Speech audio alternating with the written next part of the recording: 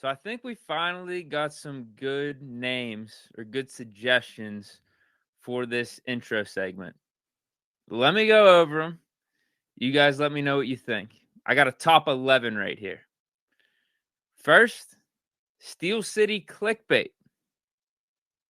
Next, Steelers Deekly, a little play on Steelers Weekly. I was like a little, news segment, little like news article segment, whatever. Daily Deke. This one's got to be in the top 3. Daily Deke's got to be in the top 3. This Steelers week with Deke. I think that's a little too long. So that was the 4th. 5th, outside noise. Just keeping it simple. Play on one of Coach Tomlin's cliches. Deke's drops. Not bad. Deke's Digest. Makes me think too much of a newspaper. But I thought it was good enough to be in the top 11. Worldwide Deke. That's not bad. Deke versus the internet. This one's got to be in the top 3 as well. Deke Line News. A play on Dateline News. And then lastly, This Week with Deke. Those are pretty good. Those were the tops that I saw from a bunch of your guys' comments and suggestions. Let me know what you guys think. Hopefully by next time we have this intro segment, which you guys know what it is. It's where I scroll across the interwebs and see what Steeler news is popping off and we react to it. Just a little thing to start off these shows. Hopefully by the next one, we'll have a name picked out. There's a couple that stick out. I like that Deke Line News and I like Daily Deke. Outside noise isn't bad too. It's just simple. Steel City clickbait. So we'll see. What are you guys saying in the chat, though, before I get into the actual segment and we start this thing off? Ooh, this isn't bad. This isn't bad. Dazzy, 3rd and Deke, he says. Although it doesn't really portray that we're going on the internet and getting, like, social media topics related to the Steelers. You know what I mean? It's just a cool name, but I don't know if it has any relation to do with, like, the internet / like social media Steeler segment that I'm going for. You know what I mean? Zibby326 says Deke Line is the best. Hobby Berg says Freaky Deaky Hour. I don't think we can do that one, bro. Richard Hunt says Deke's Dubs. There might be some losses, though, that we're going over. There might be some questionable like internet content related to the Steelers. You know what I mean? There might be some misses that we discuss. I don't know if we could just say Deke Stubbs. And again, I don't think it has anything related to internet or social media. It's just like a cool little name, cool little nickname.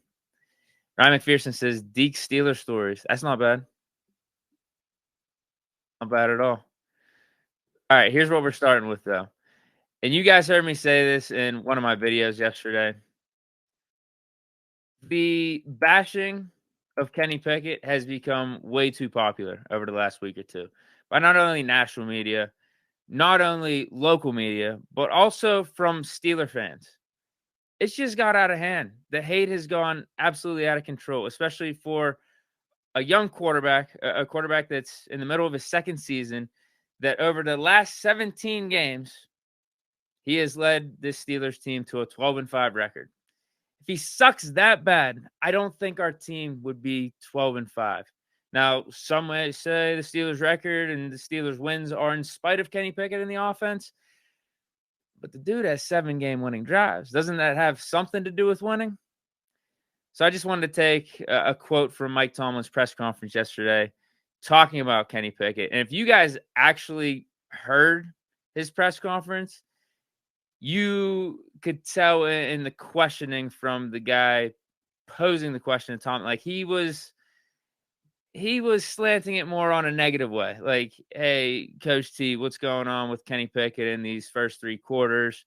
His QB rating is this and that. Coach Tomlin comes to the defense of his quarterback, is like, yo, what about the 4th quarter? Like, let's focus on that. What's his rating in the 4th quarter? And then the guy asking the question said, I think it's like over 100 or something like that. He's like, yeah, exactly. And then this was the rest of the quote. It says, Kenny's awesome in the 4th, rises up in those moments. He wants to be the reason why we're successful, prepares his tail off. In some instances where people run from challenges, he runs to challenges. And so that's why his performance is so good in the fourth. Those other quarters, we'll work on. Hines Ward, I guess I had an article in Forbes magazine. Did a little interview there, and Kenny Pickett was brought up. He says at the end of the day, that's all you want is a winner. The only stat that means anything is wins and losses as a quarterback. Things sometimes start off slow, but it's about the moments, right? When I look at situational football, Kenny has rose to those occasions. When they need to make a play in the fourth quarter and need a comeback drive, I like what I see. Hashtag Steelers, hashtag NFL. So there you go right there to the Kenny haters. I would like to think Mike Tomlin knows something about the game of football, that his words carry some weight. Also, Hines Ward. Some people think Mike Tomlin doesn't know anything about football. Some people think he needs to be fired. So there's that. But Hines Ward, Terry Bradshaw, even guys like Big Ben that come to Kenny's defense, I would like to think they know more football than a bunch of these guys on the internet, these average Joes on the internet that all of a sudden now have all 22 access and think they know ball and dissect every single little pass and every single little play every game and want to write off Kenny Pickett because he had a couple misses last game in the first and second quarter. Okay. I won't listen to you. I'll listen to these guys. And I'll also listen to myself because I know ball. I know the game. I've been around. I've been watching football a long time. Next, we got, this is also from Tomlin's press conference. Did I botch this up? Hold on. All right, we're good. Also from Tomlin's press conference, he was talking about the starting right tackle position because on the Steelers' official depth chart, leaves some confusion as to who the guy is. You look down at the bottom here, Broderick Jones and Chooks are listed under the first team for right tackle. There's another one. There's another graphic that's out there on the internet. It has like an or in between where it's Broderick Jones or Chooks. So he was asked about it, asked about Broderick specifically, and said, I thought he did some really good things. I thought we did some really good things, and so it's probably worth of extending a look considering he did those things and we did those things on a short week. What are the things that he's talking about right here? Classic Tomlin.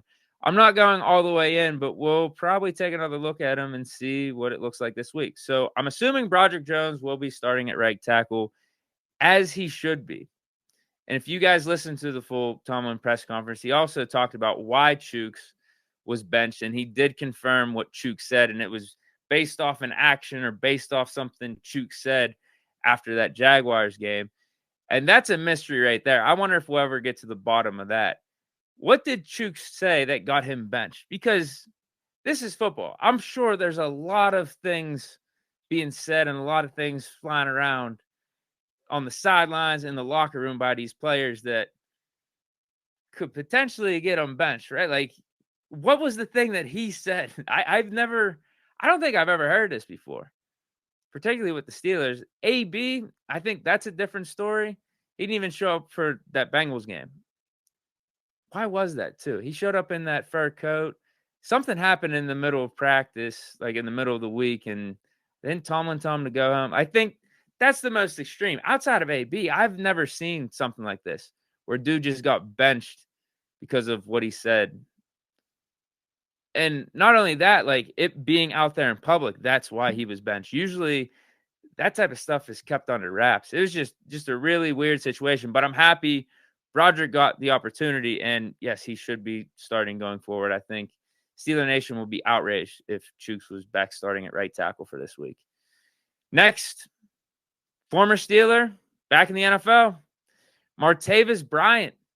I didn't think I'd see this. Definitely didn't think I'd see the day where Martavis Bryant will be back in the NFL.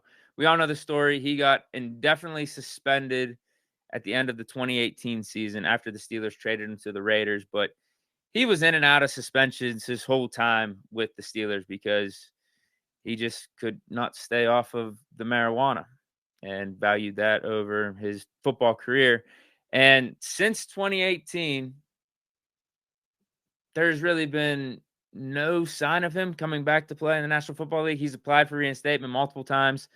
Godot hasn't done anything with that. Martavis has messed around with some other like secondary leagues, was a part of the Fan Control Football League for a minute. This last year was with the XFL and the Vipers.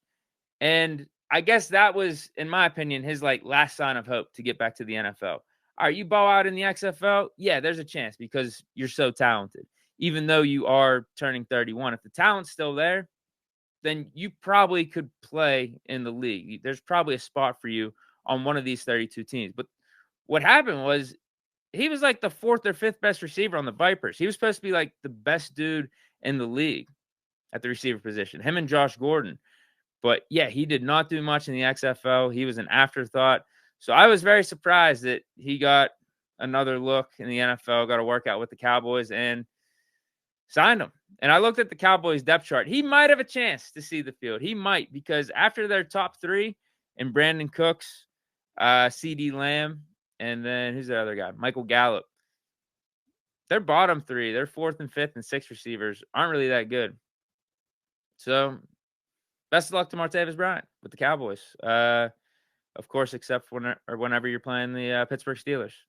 Best of luck to you, but not when you're playing us. And then last thing, Steelers had an announcement yesterday that got people all riled up, questioning what it was. No, actually, the announcement was 2 days ago. I'm botching this up. This tweet was 2 days ago. The announcement was yesterday. So, I mean, it had a lot of people wondering, what is going on here? Why do we have a screenshot of Woody from Toy Story with his eyes looking off in a different direction? What's going on? Most people thought it was a jersey announcement. Could it be Keller Rush for the Patriots Thursday night game? Could it be the gold helmets? That's what I really wanted. I wanted the gold helmet jerseys, that whole combo that we used to rock back in like 2007, 2008 timeframe. But that was really it. Was there anything else that it could have been? So it was neither of those two things. Instead, it was us announcing that we're going to be rocking the block jerseys, the block number jerseys for this week's Packers game. Last time we saw these was December of 2022 for the Immaculate Reception game, and things turned out pretty well. And actually, there's a stat out there that we're 3-0 in the block number jerseys. So here's to that continuing for this week. Ultimately, dope announcement. I don't think it was anything crazy. I wanted a little bit more. Like, I wanted those gold helmets. I really did.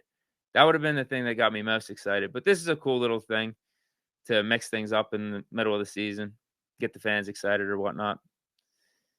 But yeah, that's all I have for still the unnamed segment, still the unnamed intro segment of Steelers stuff on the internet. That's what we'll go with for right now.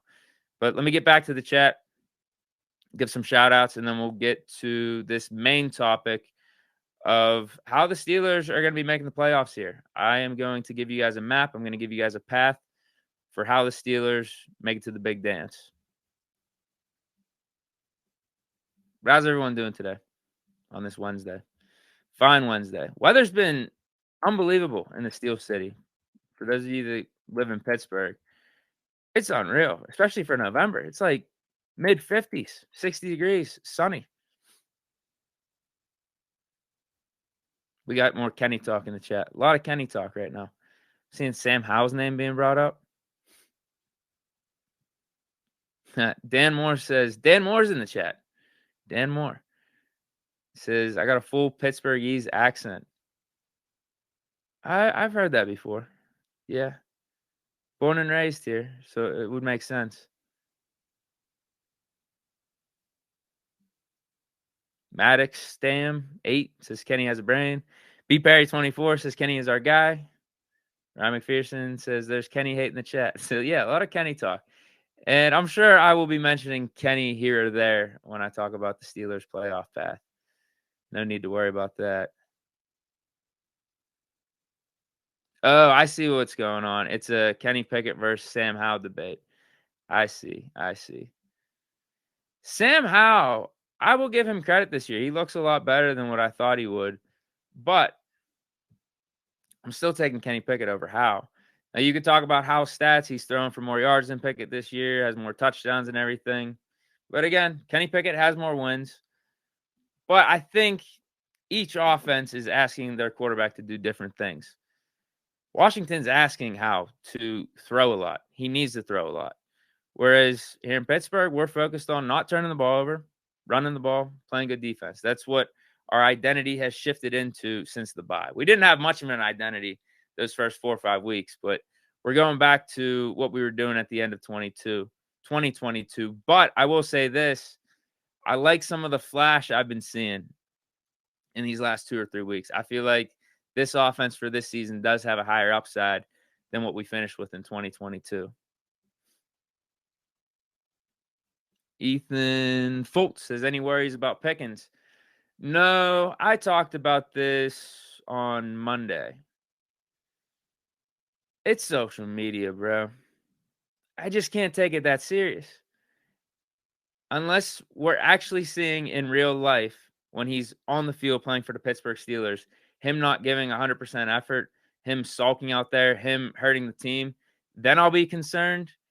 But we haven't seen that. In fact, we've seen the opposite of that when Pickens is on the field, because even though he didn't get the amount of catches, he didn't get the amount of production that he wanted last week, he was still blocking. He was still opening up running lanes for the running backs. And that's a big deal, especially if you're a receiver. That's typically not what receivers do. If they're not getting the ball, sometimes they'll check out. That's not GP14. That's not him. So I'm just going to chalk it up to Pickens is young and it's social media. It's not real life. He literally just could have been playing a prank on the media by making those posts and unfollowing Pickett and Tomlin and whatnot. And then he goes on the next day and says it had nothing to do with football. All you guys are crazy. You need urgent care. So I don't know what to make of it. I don't think it's that big of a deal. If you want to talk about his sideline actions where he doesn't look that happy when Deontay scored that touchdown, dude just wants the ball. Dude's a receiver. It's like an age-old thing in the NFL where receivers want the ball. Like, dude's a dog. Dude feels like he should be a big part of why we're winning. And I don't blame him. But he should show a little bit better emotion. That Deontay caught that touchdown. No, I will say that. It does leave you scratching your head. But ultimately, no, I'm not concerned about Pickens. No, I'm not. Once it actually affects his play on the football field, then we could start talking. Once he throws a cooler on the sideline, a la AB, then we could start talking. But right now, no. All right, let's get to this main topic. The Steelers' path to the playoffs. How's it happen? I got 3 main points here. 3.5 main points, actually.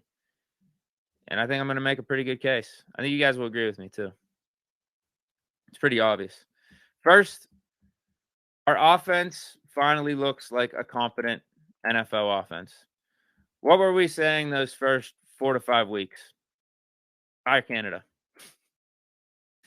We were saying that a lot. And it was warranted. There was credence to that talk.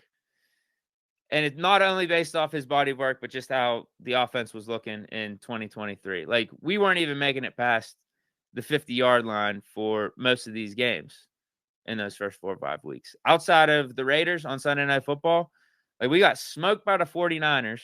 Offense, dismal performance. We got smoked by the Texans. Another terrible performance. And then in the wins against our division opponents, the Browns and the Ravens, it was more about the defense than the offense. I think we can agree. And even in that Ravens game, the defense got lucky. Defense got bailed out. But in the Browns game, our defense scored more points than the offense. So luckily, with all of our woes on offense in those first 5 weeks heading into the bye, luckily, we were able to sit at 3-2. So obviously happy that we had a winning record, but I think we all could agree, which is why we're saying fire Canada. We need a new coordinator in there. We need some new schemes. We need a guy that's actually going to help the players out on the field, put them in the best positions to win, put them in the best positions to make plays. It ain't Canada. It ain't feeling like it's Canada because through his tenure here, these 2.5 years thus far, the offensive rankings have been bottom of the league. So something's got to give. Like, he has been the constant over these terrible offensive performances. No matter who the quarterback was, no matter who the players were, no matter who the line was, Canada's been the constant. So I thought the fire in Canada was warranted. Ultimately, we did not go with that. We did not lean into what the fans and most of Steeler Nation wanted. Instead, we kept Canada through the bye. And you look now, hey, the offense looks balanced. The running game looks good. Kenny not turning the ball over. The 2 games that Kenny played after the bye, where he went from the first quarter all the way through the fourth quarter, played the whole game, we put up 24 points. That was the Rams game. And we put 20 points up in the Titans game on Thursday Night Football. And in that Titans game, it's not like the defense was the one bailing us out at all and getting crazy turnovers and putting up touchdowns. No, because they didn't have a turnover all the way until the last drive of the game where Will Levis threw that interception. No, that was the offense putting up legitimately 20 points.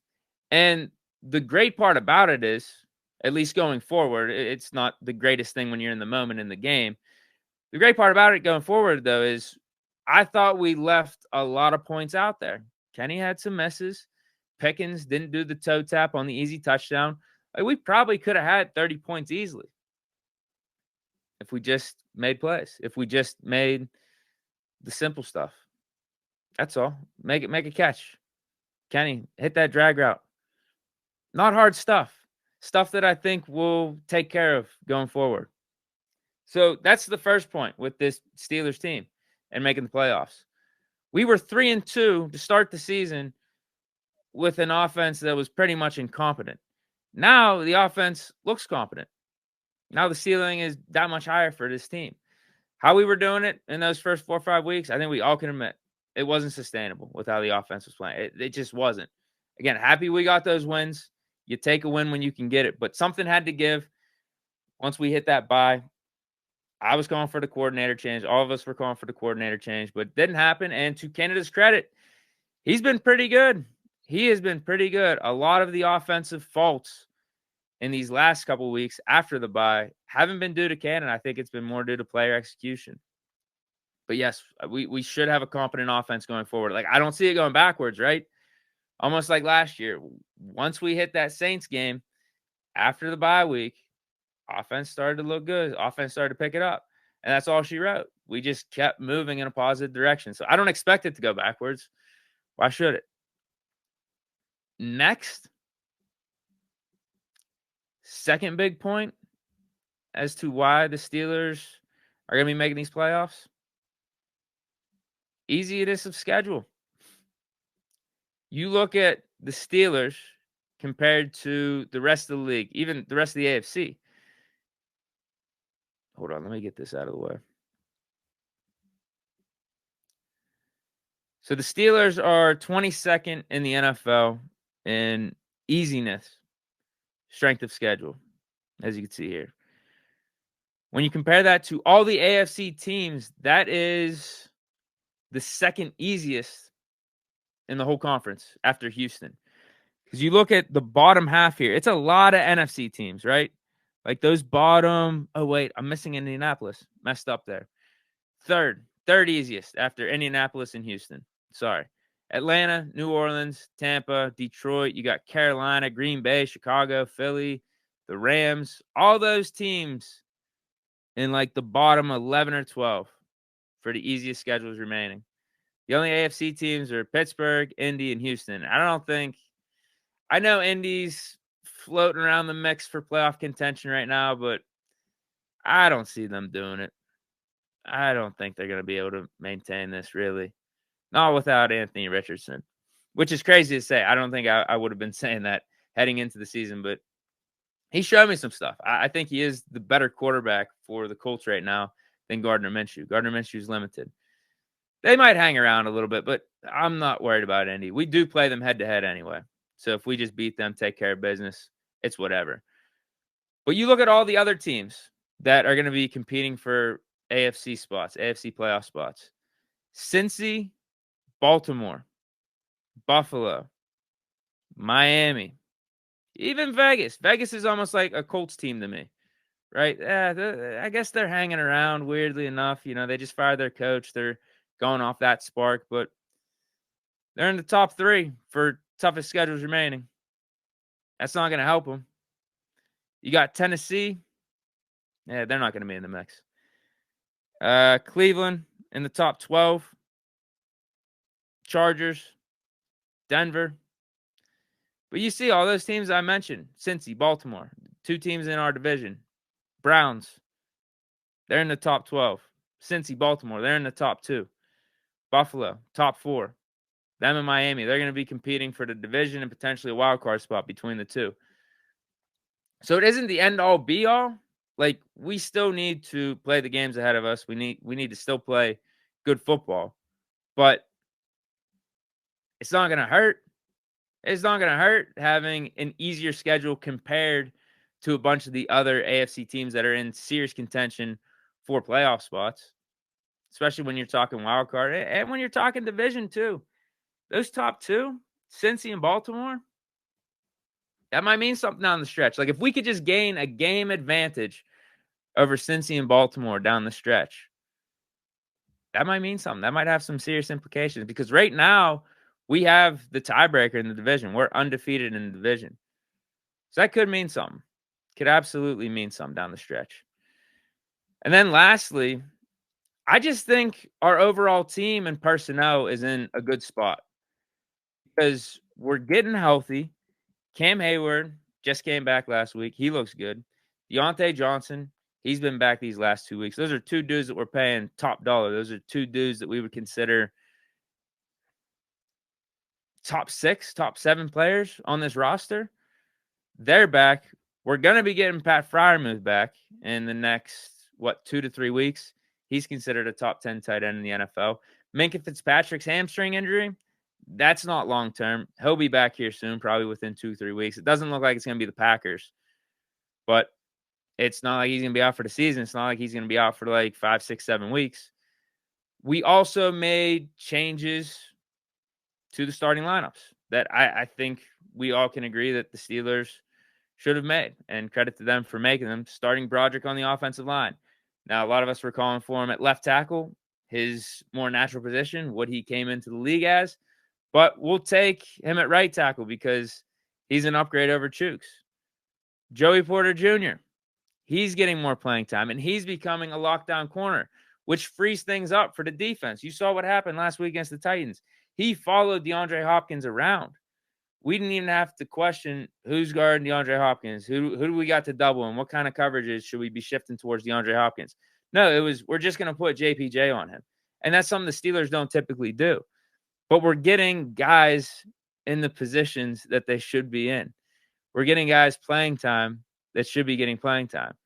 But we're also, like I said, getting healthy. We're getting some key guys, some stars back at the right time. Now, I guess you could say we had some misfortune with the Cole Holcomb injury, and I agree, and I definitely agree with that. But as a whole, understanding how the NFL is and that there is going to be some casualties throughout the course of the season, I think we're in a good spot from like a total roster standpoint. Because you look early in the season, felt like the Steelers were missing our vibe, our identity.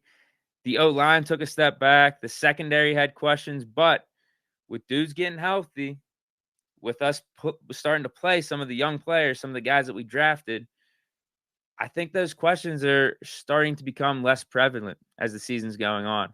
So just overall, this roster, I think in a good spot. Easy schedule for the Steelers for the rest of the season. And then also our offense is actually just looking like a competent NFL offense. All reasons why Pittsburgh is going to be in the playoffs when it's all said and done and January comes around.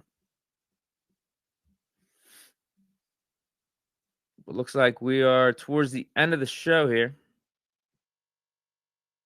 Let me get some of your guys' comments before I head out.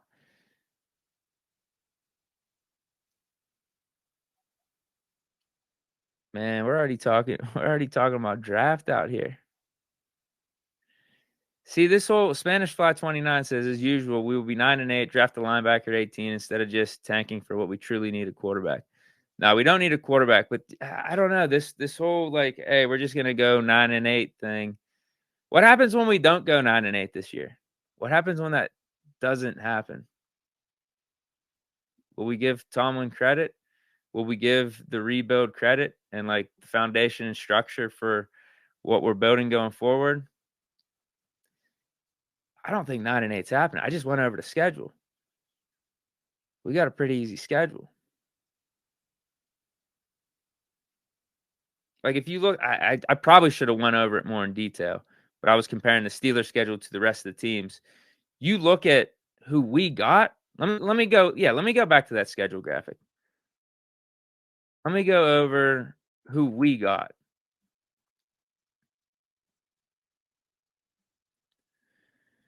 So we have the division.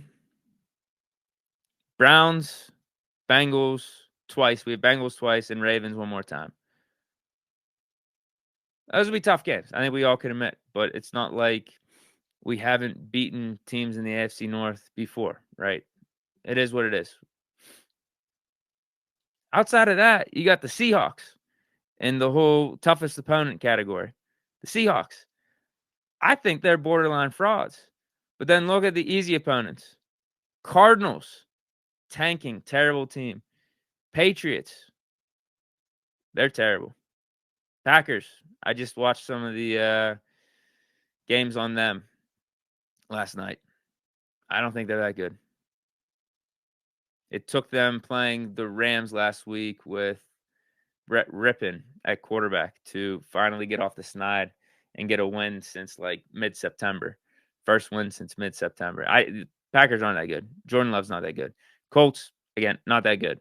So that's 4 we should win right there. So we're sitting at let's see, we're sitting at 5-3 right now. 4 games we should easily win. That gets us to 9 wins right there. And then division games, and then the Seahawks game, say you split that. That's 11. That's reasonable too. That's a very reasonable record I'm giving to you right there. That would be 11-6. I would lean at least more 12-5, but that's 11-6. So no, 9-8's not happening. 9-8's not happening. We get in that 12-5 range. Might be thinking 1 seed. We might be looking, 1, 2 seed, something like that. Spanish Fly 29 says 10-7 isn't any better. Don't get me wrong, Tomlin is great. We should keep him. We just need a QB, even if it's through trades. Definitely get rid of Canada. We were wasting talent on offense and defense with a good quarterback. Okay, so you're just not a Pickett guy. You're not a Pickett guy. I think he's going to prove you wrong. I think that's my take. So that's where we disagree. I think he'll prove you wrong as the season goes on. I think he will. I think he'll prove that he's the guy for this team.